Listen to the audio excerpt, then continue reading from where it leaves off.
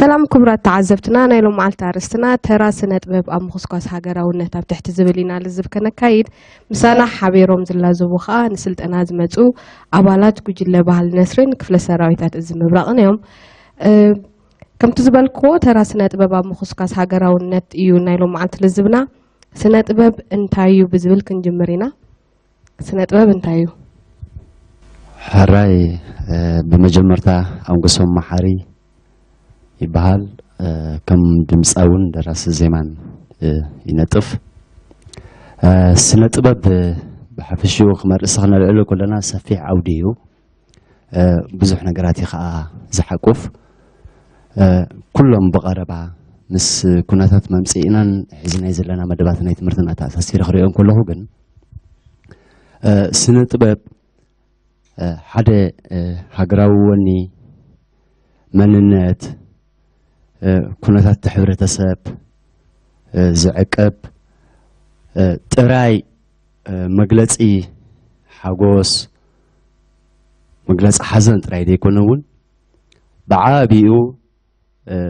درعي ويكا مكلاخلن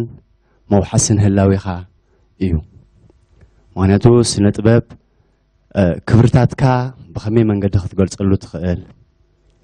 صنعاتكا بخمي منقد تمحللفلو تخيل حنت هاجر ويدمان حد حبرتسب كا اتمنئسي عند حقوق ويكا مسرت ني حد هاجر كساب زخونه غزي ባህሉን ክብርታቱን ክገልጽ እንተ ኮይኑ ስነ ጥበብ ይቅድሰይ ስለዚ ስነ ጥበብ ቀሊልካ ዝረአ ይኮነን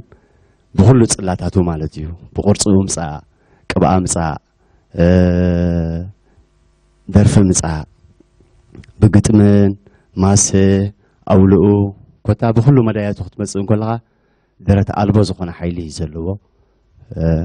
ኣብዚ እዋን ዘለናዮ ወንተሪናስ بعالم درجاون درجة كم حدا عبي مسائل كينيو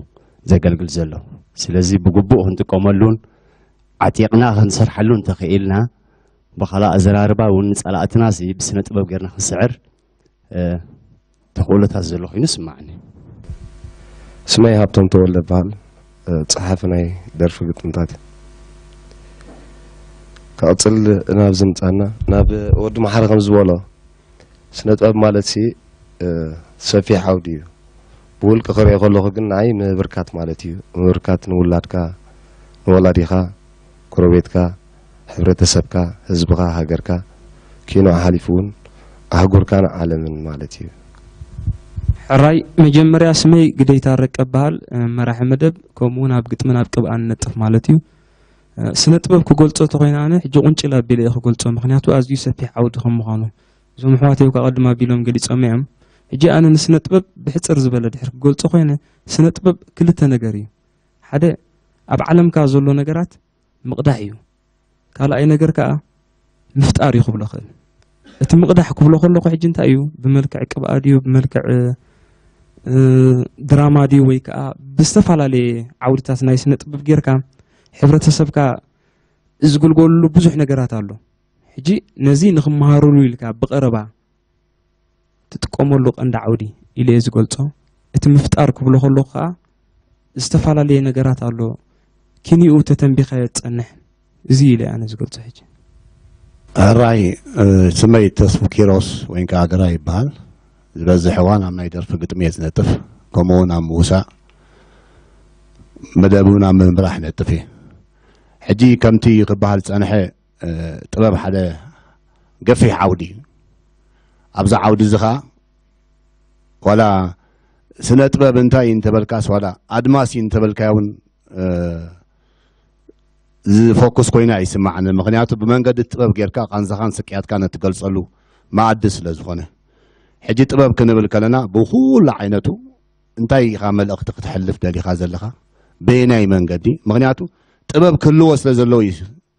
سنه طباب زبحر زلو حجينا حدا عودي ولا امنا يدر في قط مختمص تخونكا ولا امنا سنه قط مختمص اندحر كونكا طباب كله خيل الله كابت ترى نجر زفلي نجر طباب سلا زلوي حجي زي طباب زقا بخمي منقد غيركا نحبرتسبكا تمهرلو كمي غيركا مس علمكا تلاليلو ጥበብ ኣብቲ ዝሓለፈ እዋን ድሕሪ ናያስ ኣጋዲሉ ዘዕወተ እዩ ኣብዚ ሕጂ ዘለና እውን ከምኡ ካብኡ ዘይፈል እዩ ትበርዕስ ዳርጋ መዳፍዕ እናኾነ ዝስራሕሉ ዘሎ እዋን እዩ ንሕና ካ እዚ ዝተኣኪብናሉ ዘለና ኩላና ስነ ጥበባውያንካ ብመንገዲ ጥበብ ጌርናኻ ኣበርክቶና ንገልፅ ምስ ዓለም ንላለ ንሕብረተሰብና ንምህር ንእንፍት ንዝሕልፉን ንመፃውን ሓደ መንገዲ ንፈጥር ማለት እዩ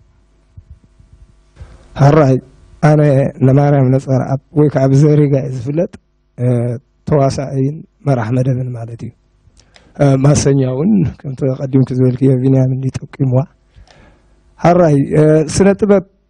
ህይወት ናይ ወዲ ሰብ እዩ ብደይ ስነ ጥበብ ክንምራሕ ብምንም ተኣምር ኣይንኽእልን ኢና ኣብ ማሕበራዊ ስነ ጥበብ ኣሎ ኣብ ፖለቲካዊ ስነ ጥበብ ኣሎ ኣብ ፍቕራዊ ስነ ጥበብ ኣሎ ኣብ ህንፃዊ ስነ ጥበብ ኣሎ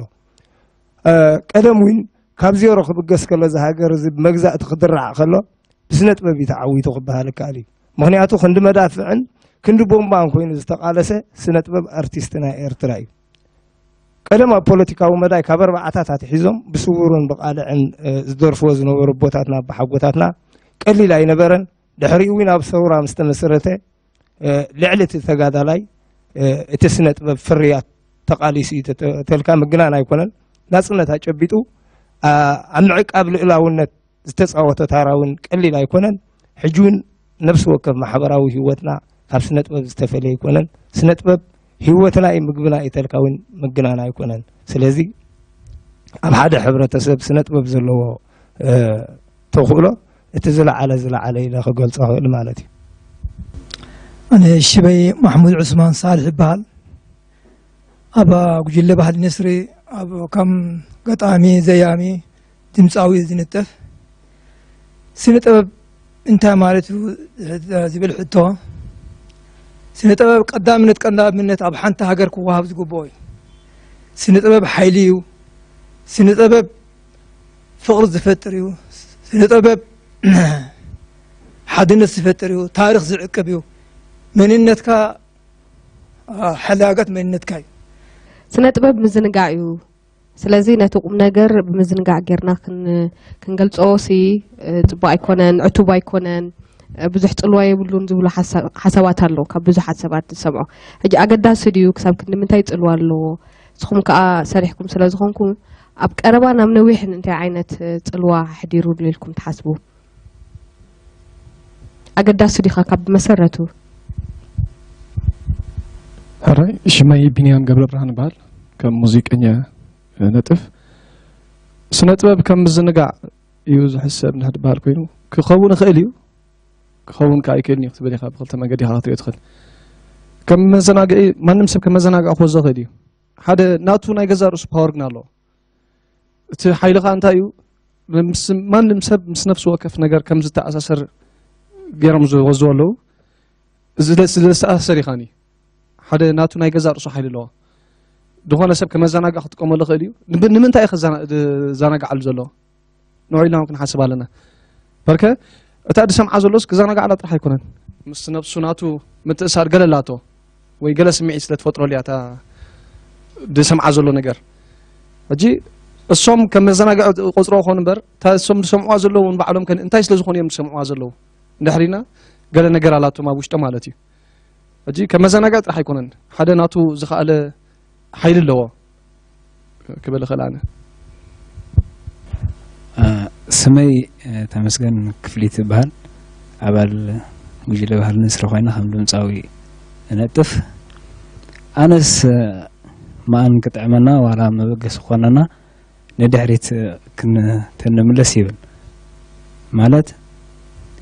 كما زناقعي نتقوم لنا نبلنا أبوتاتنا أدمسي نامنت كمزي وفران دحرالي وي حزن دحرالي مرعن دحرالي عبيت سبات ما سنياتات مالتي وي أولو بحالتي يصوع عمو قال خبلو يعدهم أوها مات نخلو نتي أوز فتسم نجر نمقلات نتحازن نتسب كمي كم زنبره أو تحبرته سب كمين يرو نمقلات بزح نجر يقول نيرم حجز لعلتي مزناقعس ገላጽ እዩ ዋላ ኣመሓዳሪ ተብልካዮም ምግናና ኣይኮነን እየ ዝብል ኣነ ስመይ ሮቤል ነጋሽ ይበሃል ከም ሙዚቀኛን ድምፃውን ነጥፍ ማለት እዩ ሕጂ እዛ ስነ ጥበብ ሲ ክትምህር እንድሕር ኮንካስ ዕቱብ ጌርካ ዘይትምህሮ ስነ ጥበብ መዘናግዒ ጥራይ ክትኮንካ ሲ ሓደ ኣተሓሳስባ ናይ ሰብ ፈላለ ኸውን ከም ሓቂ ክንሪኦ ከለና ንሕና ግን ብስነ ጥበብ ጌርካ ሲ ብዙሕ ነገር ኢኻ ትምህር ንሕናስ ታሪክ ኤርትራ ሲ ብፊልምታትን ብመፅሓፍን ኢና ንፈልጦ ስነ ጥበብ ሲልና መፅሓፍ እዩ ድርሰት ድራማ ደርፊ እዩ ብኡ ኢና ንፈልጦ ታሪክ ሃገርና ኣይነበርናን እኮ ዋላ ገሌና ዋላ ኣብቲ ግዜ መግዛእቲ ዝተወልደ ሰብ ክህሉ ክእል ግን ንእሽተይ ነይሩ ገሊኡ ሕጂ ዝተወልደ ኣሎ ድሕሪ ናፅነት ታሪክ ናይ ኤርትራ ኩሉ ይፈልጦ እዩ ብምንታይ ይፈልጦ እንድሕር ይክንስ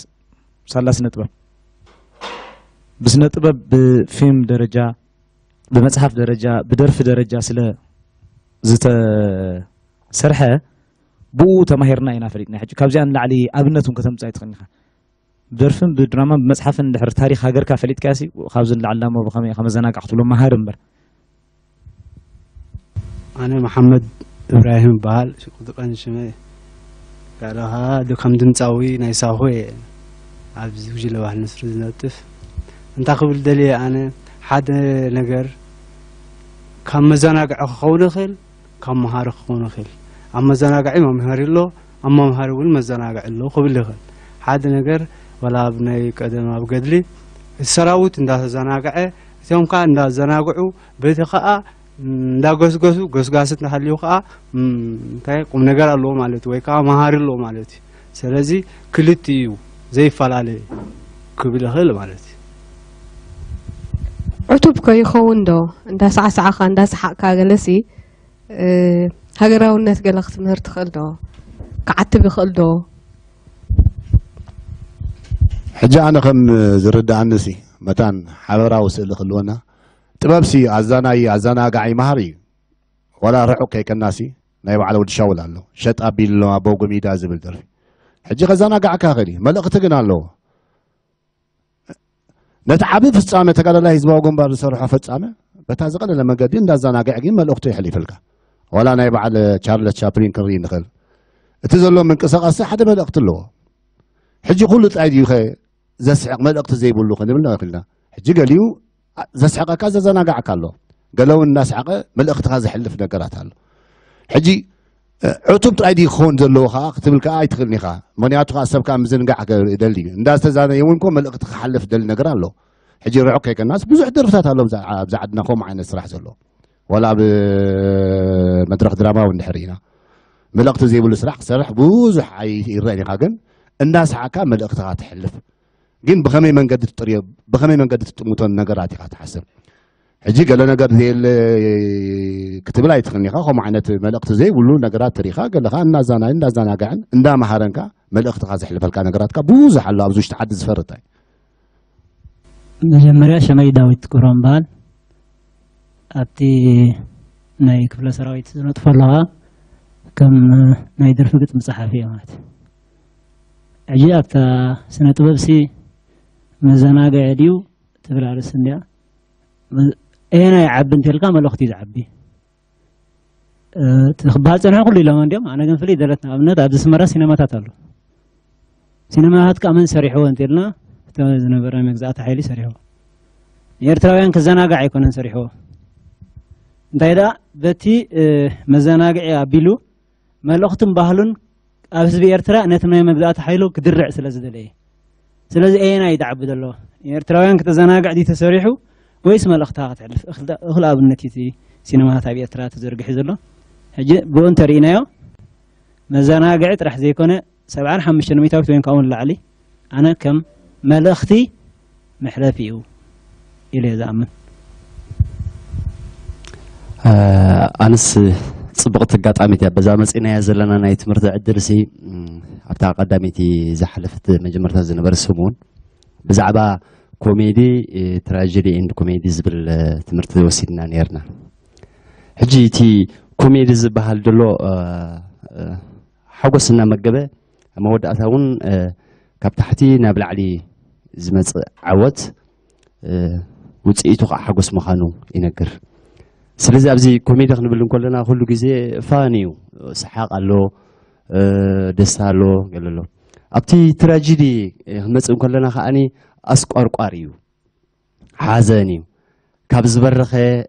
ዓወት ናብ ዝተሓተ ውድቀት ክትመፅእ እንከለካ ዘርእየካ ገፀ ባህሪ ወይ ጥባያትን መልእኽትን ይሓዝል ስለዚ እንታይ ኢና ንብል ዘለና ነታ ሕቶ ብዓቕሚ ንምምላስ ዋዛ ምስ ቁም ነገር ይብሉ ነይሮም ኣቦታትና ዋዛ ምስ ቁም ነገር መጀመርታ ንስኻ እንታይ እዩ እቲ ፍረ ሓሳብ ክትብሎ ዘለኻ ነገር ቅድሚ ምባልካ ምስ ኦዲየንስ ዘለካ ናይ ስነ ኣእምራዊ ኮሚኒኬሽን ኣሎ ንሱ ድማ እንታይ እዩ ቅድሚ ኩነት ንዓኻ ፅን ኢሉ ንኽሰምዓካ ወይ ነቲ ክትብሎ ዘለኻ መልእኽቲ ኣብ ልቡ ክኣቱ እንተኮይኑ ገለ ነገር ክትገብር ክትክእል ኣለካ ምክንያቱ ባይታ ከተጣጣሕ ኣለካ ስለዚ ምፅእ ኢልካ ብሓደ ሲርስ ዝኾነ መልእኽቲ ክትኣትዎ ከለካ ካብ ነብሰይ ኣትሒዝካ ቁርብ ፀቕጢ ትገብር ኢኻ ስለዚ ብደስታ ዝፈጥረሉ ወይ ከዓኒ ሪላክስ ክኾነሉ ዝኽእል መንገዲ ዝኾነ ነገራት ሂብካ ብድሕሪኡ እቶም ቀንዲ መልእኽትታት ዝበሃሉ ሃገራዊ ክኾኑ ይኽእሉ እዮም ባህላዊ መዳይ ናይቲ ሕብረተሰብ ማሕበራዊ ንጥፈታት ክኾኑ ይኽእሉ እዮም ዝተፈላለዩ ዓይነት መልእኽትታት ክኾኑ ይኽእሉ እዮም ፍቕራውን እውን ክኸውን ይኽእል እዩ ኣብ መልእኽትካ ተኣቱ ማለት እዩ ስለዚ እናዛነኻ ትምህር እናዛናጋዕኻ ትመሃር ስለዚ ስነ ጥበብ ኩሉ እዩ ስነ ጥበብ ሲ ከም መዘናግዒ ጥራይ ገለ ክትሪኦ ከቢድ እዩ ዋላ እውን ሃገር ከጥፍእን ከልምዕን ዝኽእል ዓቕሚ ኣለዎ ምክንያቱ ደርፊ ማይክል ጃክሰን ብምስማዕሲ ክንደይ ኣፍሪቃውያን ኣሜሪካውያን ናይ ምዃን ሕልሚ የሕዲሮም እዮም ሕጂ ቋንቋኻ ከጥፍእ ዓቕሚ ኣለዎ መንነትካ ከጥፍእ ዓቕሚ ኣለዎ መንነትካ ክልምዕ ዓቕሚ ኣለዎ ቋንቋኻ ክዕብኻ ዓቕሚ ኣለዎ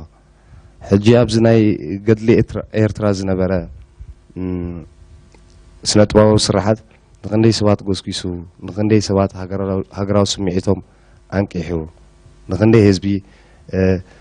ኣብቲ ዝካየድ ነበረ ናይ ገድሊ ኩነታት ኣብ እቲ ዝነበረ ግንባር ደገፍ ክህብ ደው ኣቢሉ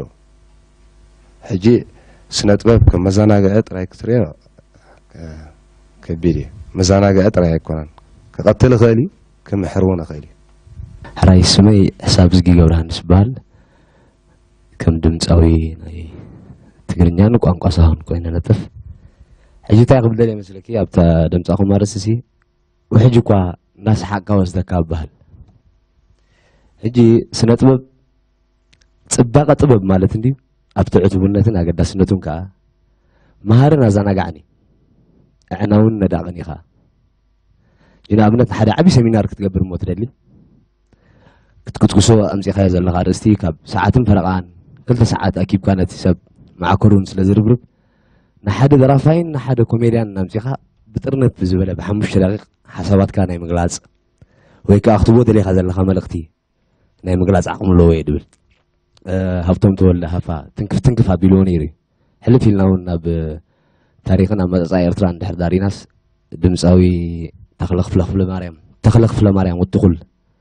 ሎሚ ዘይከተተ ብደው ከም ዝሞተ ክብል ከሎሲ ማዕረ ተኸላሽን ተጋዳላይስ ጥበብ ዓብዪ ኣበርክቶን ተራን ነይርዎ እዩ ኣብ ምምፃእ ሃገር ኣብ ምውሓስን ምሕላዊ ሃገርን ከዓ ስቲል ንነጥፈሉ ዘለና ንሰምዖ ዘለና ደርፍታትን ብዙሕ ዝተፈረየ ነገር ኣሎ ተስፉ ኪሮስ ግራይ ኣብዚ ስለ ዘሎ እምበር ኣብ ሳዋ ዝተደረፈት ነይራ ፎርሳ ብዘይ ዓውዲ ውግእ ይውለድ ጅግና ብዘይ ባሕርስ ይፍጠር ሓያል ባሕረኛ ኣብነት ሕጂ ነቲ መንእሰይ ወይ ነቲ ሰብ እንታይ ክተናኸፎ ክእል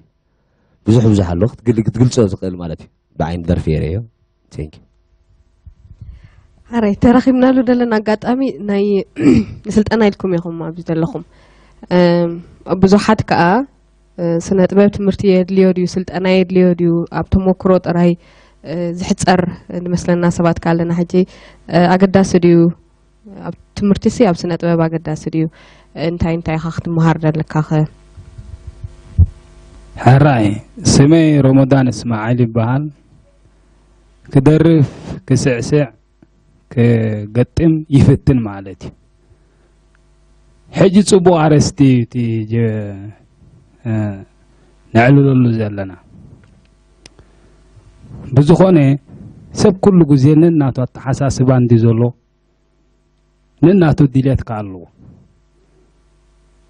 حجين أملاخ سي أملاخ بعيبو أملاخ فتيروا على النبل حجي ساينسين تكنولوجين دو بومبا سبيات فو دو قالك نبل كلنا ختما هيروم زبط حو درجة حجين تاينا كنري زلنا وكن فولتو زقبانا إتي أملاخ كون بعلو بتبابي عالم سريع هو سلازي كمي سنة تبابي سي بكمي يا قالوا له يا تحتو أزي سبنا الناتو حساس باندي زولو كتقولتو ناي تخيلنا خاتي ناتو درت كم زوم يحواتنا قولتو صنحو مالتي حجان انت قبلك ازدلي نزوم يحواتنا خوينا مالسي بزعبا سنة طبب نخن محر وين نخن فلت عبز درجة زي كنبتصح كلنا بحجي كو انت كنسرح نخيل سنة طبب كل جزء ذات حتو سبن تركبو يتحت زلعلو سبن تركبو قاي يلعل مخنازو حونا قلت صوت انا سمعك يوك لوم زي كتتبدو خم زمتي لك عبتو جزيتس تتاكوشي انت بالناس مجنان ايكونن حري افتخر لقيتي ابزح حكي تمرت سد ليرو سنه طب يعني راه مسنت حتى هو يلي تمكرو طرحون اخال يكونن نحد نجر مالباش بعيني طب كتير نحركونك بتمكرو تمصا كل خلي بزياده ግን مدر تمرت ديبل ነገር كا موسختا ديبل ነገር سكساي ملؤነት ون يبلون نامنت دخونه موزيقا ክትمهار نحركونكاس بتمكرو حيسكا ካብቶም እንታይ ድባሃ ዝገበሩ ክትሃርማ ትኽእል ኢኻ እታ ብትምህርቲ ትመጽእ ግን ዝያዳ ክትድርዓልካ ትኽእል እያ ኣብ ዝኾነ ዓውዲ ስእሊ ንበሎ ድራማ ንበሎ ከይተምሃርካ ተፍርዮን ተማሂርካ ተፍርዮን ሓደ ዓይነት ክኸውን ኣይክእልኒ ብዝያዳ ኣብቲ ትምህርቲ ፀቂጥካ ድሕር ተማሂርካ ወይ ድሕር ትምህርቲ ኣሰኒኻ ድሕር ሒዝካስ ዝያዳ ክተፍሪ ትኽእል ኮይኑ ይስማዓና ኣነ ማለት እዩ ጥበብሲ ሓያል ኣፅዋር እዩ ሕጂ ኣብ ታሪክና ጥራይ መፂና بقدامي وين كم حسب أمتيانير أمريكا وأنا ببيتنا مستسعروسي بسعرتهم كقبلوا يكالون حدا رامبوز بالكاركتر فتيرهم زبز حسب جقدنت ناي رامبو أوشت أسلازته أنا حدا جزف زبالسب رامبو خنا وصل له خيلنا ولا بيتنا ما كي ترفوس رامبو زبل كم حدا سمون دوت لنا قرنيرو نمنتاي حجي طلب صحية لا أطوار مخانسي ولا نسعرتك كمان كم حدا دي تسعرنت كيرك خطو أربعة خليها بغمي من قد تقومون لتأيت حسب حجي أبزي زلعلك أرستغاسي كم زي أنا حجي كل جزء يزبل فلتتنا وحديو تمكرنا جين عبي حجي نتعب تمكره فلتت كله خلو كلتيو معرة خير كله يو تزعبي يتسقى ما تسقى حجي نتخسر حلو أنا حقا بزلمات أبتمر تأتيها بفلتت كتسني خلا يقللك مرت مصحف ما يونو قدايو جي بزوح زي ما رسب بزوح مصحف صحيفه مالتها يكون حجي تمجمر يا خمس زقبو وشتاو سمعتي توني ون خلو كن دحريها مستمر تخسنا خلو يقللك حجي نوصل كبسبناكو دراما صحفيناكو نمي درخ دراما صحفينا البزي يقول لك تبتا صحيفنا هنا ግን ኣብዚ ክትመሃሮን ከለኻ ይቀለልካ በርግጥም ስለተማሃርካ ግድን ግጥም ክትጽሕፍ ማለት ኣይኮነን ኣብታ ውሽጥስ ክትህሉ ክትክእል ኣለዋ ስለተማሃርካ ግድን ጽሓፍ ማለት ኮንካ ማለት ኣይኮነን እጂ ብዙሓት ዝተማሃሩ ሰባት ኣለዉ ጽሒፎም ዶ ክንደይ ዝኣኽሉ ክጽሓፍ ትፈርዮም ክትብል ክትክእል ኣለካ ግን ኣብታ ዓውዲ ስለ ዘለዉ ነቲ ዝተጻሓፈ መጽሓፉን ክትንትኑልካ ከረድኡኻ ክዛረቡ ንኽእሉ እዮም حجي نحن إذا قاطع مفتقنا يا زلنا كل باب زرجو كبر كتصنعو نتخبر كتو تصنع لكن إذا ناي وحدات أو معلتات يا أبي إسرا معلت زود أتمرتو كيلن عمرو السبسخ النصفحات بحري سبكا الناس مهارة إذ نبر لسبكا سبي زمهرو حجي نزل دحرا جنازيمنا تمرتو كل جزية سقابتها ብሂወት ትኸደላ ግዜ እናተማሃርካ ኢኻ ትነብር ሕጂ ካብ ትምህርቲ እዚ ግድን ኢኻ እምበር ነቲ ስቕ ኢልካ ብሓውሪ ዝሰርሖ ዝነበርካ ብፍልጠት ክሰርሖ ከለካ ይቐለልካ ሕጂ ትምህርትስ ኣብቲ ዓውዲ ኣገዳሲ እዩ ድርዒ ይኾነሎ ማለት እዩ ሓራይ ኣብዚኣ ሞ ሒዘያ ኣለኹ እንደ እዚኣ ኣብኡ ከለኹ ስጋዕ ዘቐብለካ እዚ ሓደ ንባዕሉ ምዝንጋዕ ይኮ ሕጂ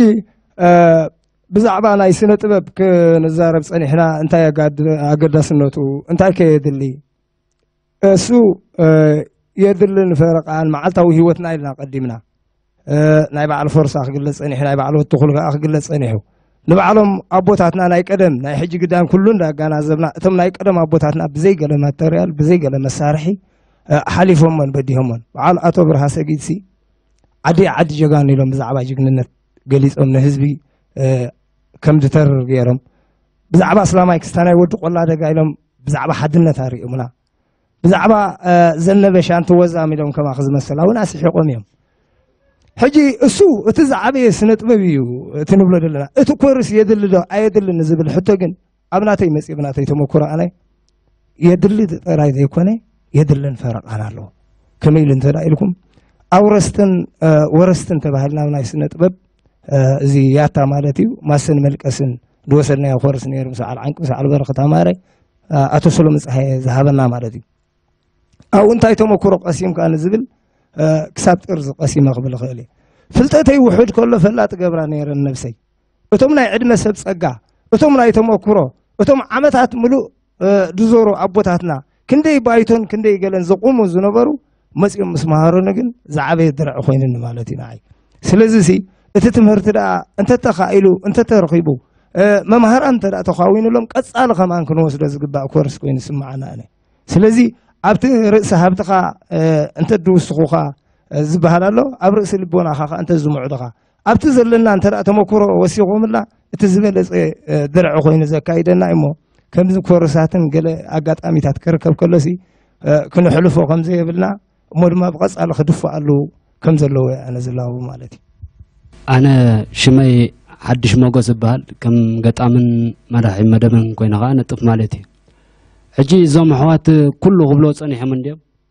ኣብዚ ናይ ትምህርቲ የድሊ ዶ ኣይድልን ናብ ስነ ጥበብ ዝብል ግን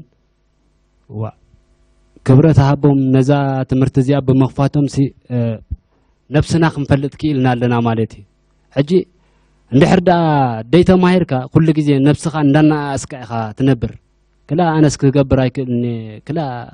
ገለ እንዳበልካ ኢኻ ትነብር ተተማሂርካ ግን እንታይ ክትገብር ከም ትኽእል እውን ትፈልጥ ኢኻ بقدامي ممر زمان فسايلسي حدا سنة باباوسي وي حدا دراسسي لنا كمزي حيال سراويت نحن تهاجر كومي زوق تصري لنا حدا حيال سنة باباوي زي بالله هاجرسي ندوبات أمره نهاجروسي قحلو أيكني وين هيزبو قحلو أيكني لنا نيرو حجي حيال سنة باباوي ندحر ده اللي وحن تهاجرسي كمزي بعل هابتهم بعل وتارك وقتا كلهم كبلو تصنحسي ندوبات أمره نهاجروس نهزبوس كحزو خيلي حجي أورستن ورستن قبل تصنحي زريقا نبعلو اتمور الراس نبعلو سي تماهر سلازلقا إخا توارارس حجي قمزة عين التمرت وي كورس كاسي زيادة قد سالي نتي أبزا هاجر زلو سنة باباو يعبين ناس مالتي كوهابو ألو أقداسي بهلاي هاي قراي ازبر عسي مدفع زخون اللقوانينا بتحنا يلو زربو مانغو حفاقا سنة بابسي يفتر يلمع يطفئ نوانيلو حجي كم كلاتنا نفلطوها قد عسران ازناي عسران حدن كفله زمان قد خينات ميديا يخوين دلو سنة بابي يخوين دلو نحنا خا او كساب زحلنا بخمينا نزخبلوت انحه دوباتنا امرو سوات هاجراونت كفتر زخل عينت سنة باب حيال دخنه سنة باب كنفتر نخل ويكا سنة باب وسرحت كنسرح نخل ناب مدمدم تاجزنا هنكيرنا حنت دس بلني قال أبا هلاسي بزحت قلعو هيو حيزم نافتن حزر كيرم قالوا مر أيوم تبلا أبا هلالا بنورمال مسموم بكواسي بنورمال نجار جلاير أخوان ሕጂ እንታይ ንምባል እዩ እዚ ናይ ሜድያ ሓይሊ እዚ ናይ ኢንተርኔት ምን ወራፅ ዘሎ ፌስቡክ ኢሞሮ ገለ ሰብ ኣፍልጦ ድዩ ድኸዶ ኣይኮነን እቲ ኣፍልጦ ዘለና ንቕሓት ኣብኡ ሲ ትሕት ኮይኑ እዩ ዝስምዓኒ እሶም እንታይ ይጥቀምሉ ኣለዉ ንሕና ኸ እንታይ ንገብር ኣለና ትፍልሊ ከነፅረልካ ይኽእል እዩ ክሳብ ክንደይ ሃገራውነትካ ወይ መንነትካ ካብ ሃገራውነትካ መንነትካን ከርሕቐካን ከቕርበካ ንኽእል ሲ ሲምፕል ብትዕዝብ ትገለ ክትሪኦ ትኽእል ኢኻ ስነ ጥበብ ሲ ባህላዊ ወራራት የምፅእ ድዩ እንተልና የምፅእ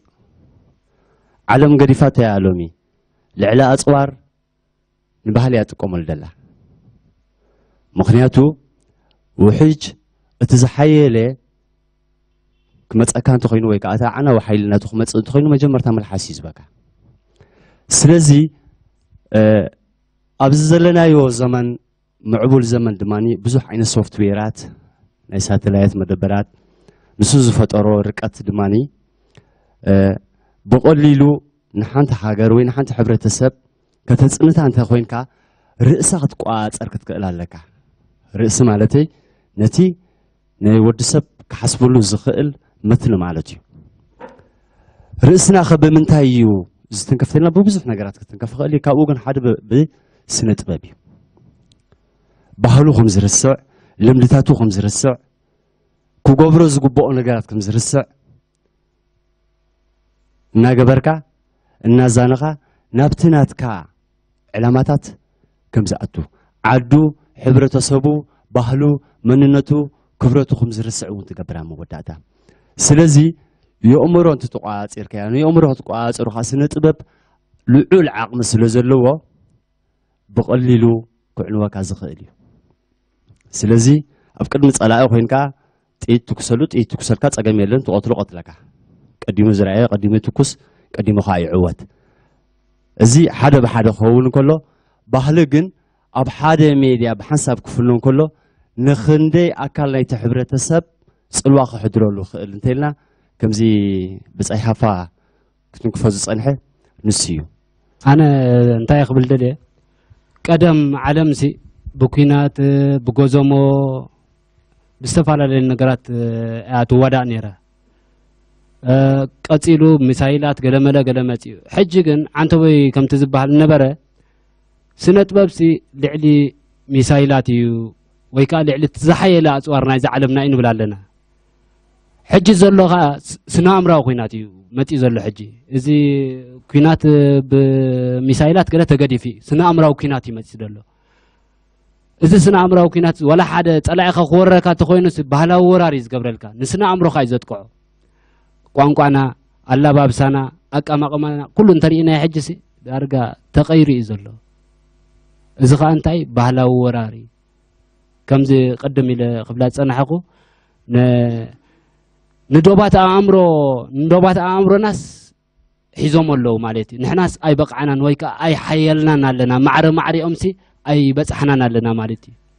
ስለምንታይ ከምኡ ዶ ይከውን ህዝባዊ ግንባር ሲ ሓፋሽ ይንቃሕ ይወደብ ይተዓጠቕ ብል ነይሩ ስነ ኣእምራዊ ስነ ጥበባዊ ከዓኒ እቲ ዝነቕሐ ክፋል ናይ ሓደ ሕብረተሰብ እዩ ስለዚ ነዚ ሰብ እዚ ውዳበ ሓይሊ ስለ ዝኾነ ውዳበ የድልዮ ናይ ስራሕ ባይታን ቦታን የድልዮ ማለት እዩ ናይ ስራሕ ባይታን ውዳበን ምስ ተፈጠረሉ ክዓጥቕ እዩ ዘለዎ እንታይ ዓይነት ዕጥቂ ክበሃል ከሎ ሕጂ ብረት ወይ መድፍዕ ገለ ጥራሕ ኣይኮነን ትምህርቲ ክቕረበሉ ከምዚ ሕጂ መፂናዮ ዘለና ዓይነት ትምህርቲ ከምዚ ዓይነት ትምህርቲ ክቕረበሉ ክተንቅሐለካ ኣተሓሳስቡ ክተስፍሐለካ ከምዚ እንድሕር ዳኣ ተገይሩ ዋላ ሓንቲ ንዓና ድምክተና እንታይ ዝበሃል ክመፅእ ኣይክእልን ዝብል ርእይቶ እዩ ዘለኒ ስነ ጥበባዊ ሓድሽ ሓሳብ ፈጣሪ ሓድሽ ሓሳብ ክኸውን ክኽእል ኣለዎ መበገሲ ዋላ ካብቲ ሕብረተሰብ ዳ ይኹን እምበር ብገለ ነገር ግን ነቲ ሕብረተሰብ ከእምኖ ክኽእል ኣለዎ ከነቃቅሖ ክኽእል ኣለዎ ሕጂ ንሕና ክንሰርሕ ክንክእል ኣለና ንሰርሕ ኣለና ዲና ከዓ ንሓስብ ኣለና ክንደይ ስራሕ ትስራሕ ኣሎ ብዙሓት እወ ንሰርሕ ኣለና እንድሕር ኮይንና ትሕሶ ከለዎ ድዩ ወይስ ኣብ ሓደ ሓሳብ ኢና ዓንክሊ ንብል ኣለና ነቲ ሰማዒና ኸ ብልክዕ ልቡ ረኺብናዮ ዶ ንምንታይ ናብ ካልእ ይግዕዝ ኣሎ إلنا غاخن حسب كنكل أنا خمسة حفت متن كل جزء فترت حدش حساب ندحر كوينا سرحتنا خي طبب ديجنو ويس ناي علاقات أي كوين ترفالو حجينا تمنى سيك على بو نتخال نتأبوتات آياتات نقول أما أزينا نسرح زلنا ويس نام حدا مسمرت أنا نسرحنا حدا تمهر إذا فوتو درفي